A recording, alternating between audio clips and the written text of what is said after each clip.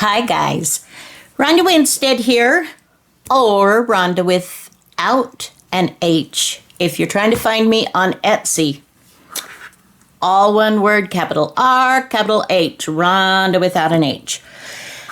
And if you're trying to find me on YouTube, it's also Ronda Winstead, but there is no H in my name. All right, guys, it's so good to be back with you today. I hope you're having a great day. This is Friday that I am doing a little bit of recording. I don't know that you will view it on Friday. Depends on how my day goes. I am enthralled with these I Spy Christmas journal covers that I've been making. And here is another one I want to show you. Oh my goodness, let's bring things in close so you can just kind of, Oh, this one obviously is in blues. All right, so I thought I started to stitch this down, and then I thought, well, you know what? I need to visit with my friends, so I'm going to bring them along. I've started, what you can see, I've stitched around the outline, and I'm starting on individuals here. Let me tell you about a clue that I came across when I'm making these. And for those of you that are wanting to do this, I'm sharing this with you. And it takes a lot of work away from if you're trying to keep it, line it up straight. So mine are, going over this again in case you have just joined me. And if you're new to my channel, I hope you'll consider subscribing and hit the subscribe button and the bell by it so you don't miss any of my videos. And you can go back to a playlist, I Spy, and you will find the first video that, first couple of, 3 videos, 2, I don't know, something, where I talk about it and I show my process. But for those that have just joined me, I'm learning as I progress on here, and I've learned some things that I'm going to share now with you. All right, so this again is to 9 by 12 to fit a regular 8.5 by 11 inch journal. Okay, inside pages, obviously different sizes, but that's the largest. Okay, and so I cut my fabric a little bit larger than what I need, so I have some leeway. And what I was doing, which was extremely laborious, was I was putting rulers down, measuring and putting rulers down to line it up, to start putting my, line my fabrics up when I was tacking them with glue down. And then I decided, you know what, that is just really labor intensive. So what I've been doing now is, just 1 second, the magic of television. Only if you're watching this on your television. Okay, so I have, I measure 12 inches by the 9 inches, and I draw with a pencil a line. I get my square or rectangle, and that gives me the base. And then she said, I go 1/4 of an inch inside that line, and I draw a second line all around. And then I even draw at my 6-inch mark a line to show me the center. All right? What does that do? Well, that gives me all the lines that I need to line it up so I don't have to put the rulers down. So when I'm picking my little pictures of fabric, I can just put them on. I have the outline, and then the inside, I just eyeball it and make it work. And it's just been like, I'm so glad I created this. Finally, let me show you guys again, for those of you that are just joining me, or if you want a refresher, and I want to show what I've been doing since we chatted. Okay, so this is my first one. This is what I did the video on. Now, as you can see, my lines, I didn't draw the lines on this one. And I love it. I love it. Listen to the crunch. Oh, see, when you put paper inside of fabric and it's glassine. Yep. Okay. Then I did a pink one. Oh, golly. All right, here's the pink one.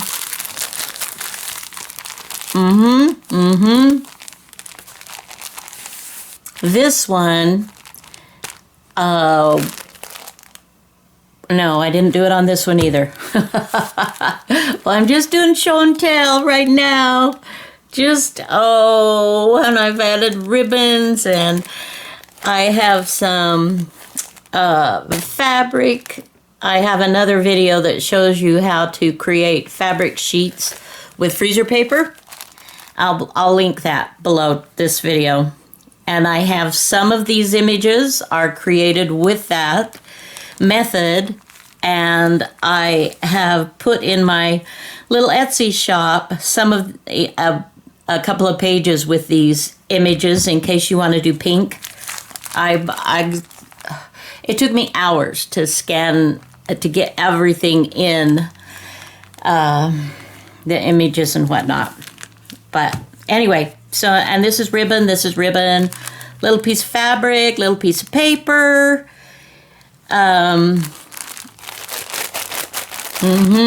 Scrunch, delicious. Okay, there's that one. And then I did another one. This one, I did this method. I finally discovered, figuring out, I gotta have a way to do this quicker and faster, or I can't put these in my Etsy store because it'll take forever to make them. And I love it.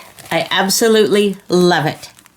And again, I've got paper images, I've got a Christmas fabric, and I've also got ribbons. I've got a little bit of this and a little bit of that. Fabric on fabric, paper on fabric, little bits of fabric and paper. Stitched it all, quilted it, and I absolutely love it. And this one I bound. I stitched on my binding. And for those of you that quilt, you know that binding is a thing, and not everybody's delicious with it. And as you'll notice, this is all hand whip stitched or blind stitching. I don't know what you want to call it.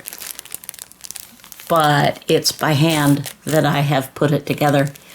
I have added on this one some trim and some lace, and I did a paper pieced little Christmas tree for this pocket. So this one is my more elaborate one to date.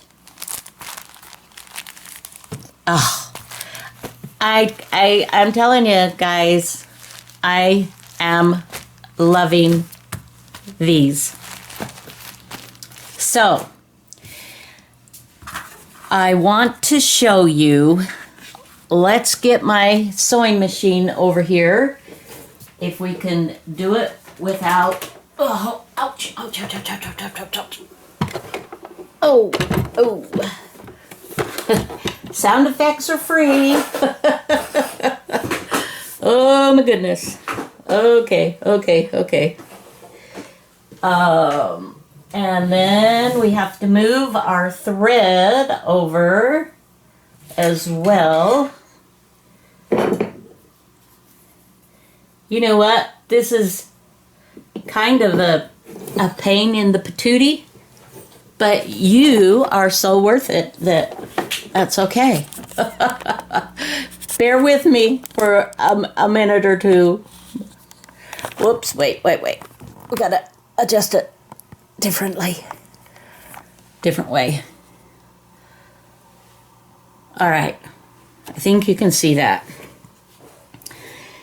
Now, can I see it? That's a whole nother deal. So I'm not going to go back through and do the whole tutorial thing for you here. For that, you'd want to go back through my the videos 1, 2, and 3. So what I am doing is I am stitching individually the fabric or paper or both, whatever it is, down to my fabric. Like for instance, right here, I have fabric on fabric, and so I'm going to stitch this one, and I'm also going to stitch the outer one just to make sure everything is tacked down well. And this is something new. I'm just trying the bling. We'll see. You guys are seeing it here. And if it doesn't work, then don't do it. Don't do it if it doesn't work. Okay. I'm going slow. And this is that little stuff that you can get. I learned that you can absolutely just stitch through this whole thing. Okay, come on. One of the things I wanted to specifically show you in this video, let me move that out of the way. Excuse.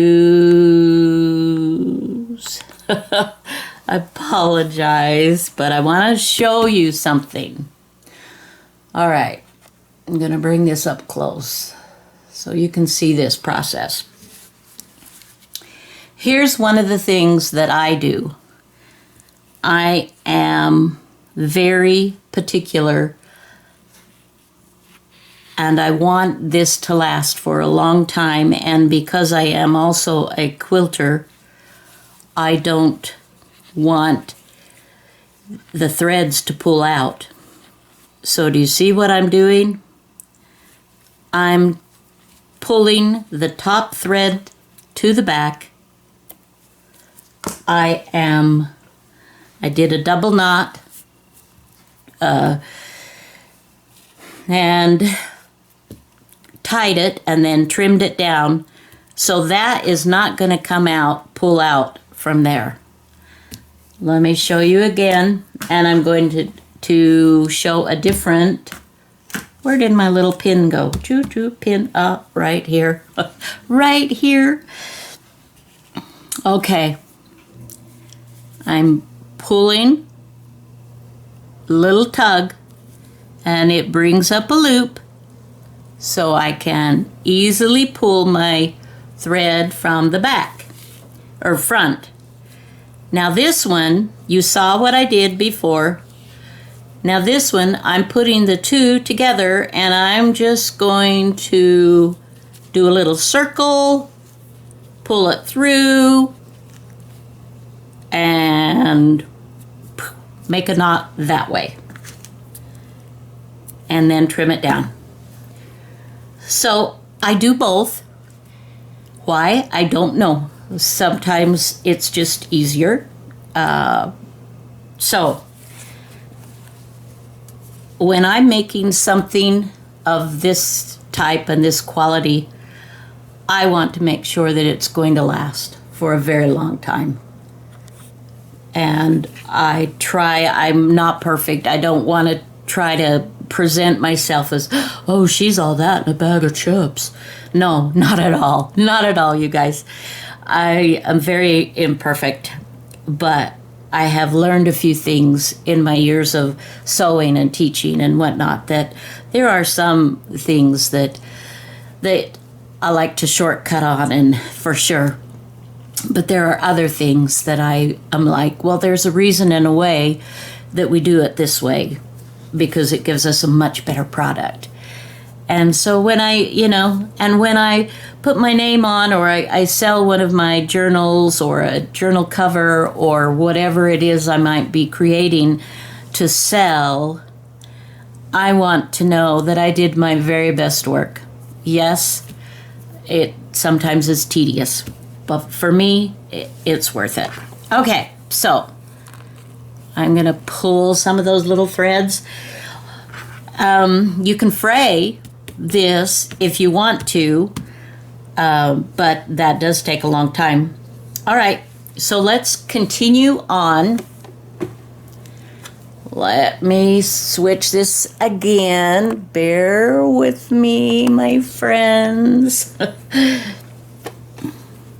And I'm just going to, we'll just kind of stitch here for a minute. And then, obviously I'm not going to do the whole thing, because this will take me, it'll take me several hours to get this on and get it tied, all the threads tied on the back, and then put together and quilted and all of that. It's not a super fast project, but for me, it's extremely therapeutic. I love it. Sometimes let me see. Oh, here's a good one. Sometimes when my lines match up, I'll go down the whole thing. So let's do that, since we've got that right here. And you could sew the whole thing and then turn it over and tie your backs, but I find you get a lot of threads going on, a lot of loosey-goosey stuff, and then it's kind of a mess. And I like to leave long pieces of the thread. Thread is pretty inexpensive. And then I will tie off before I get too much. This is fine. I can continue on here. These little guys, I'm not going to do anything. I glued those with fabric tack right here. So they're not going anywhere. And I didn't want to put my sewing machine through there. I just wasn't sure, and so I didn't do it. But here, I'm going to go down and across, everywhere that I can, to save myself from starting and stopping, my needle and having loose threads. Obviously, I'm going to take advantage of doing that. I'm using a 2.4 stitch right now for these. And I'm just about ready to change out my needle as well.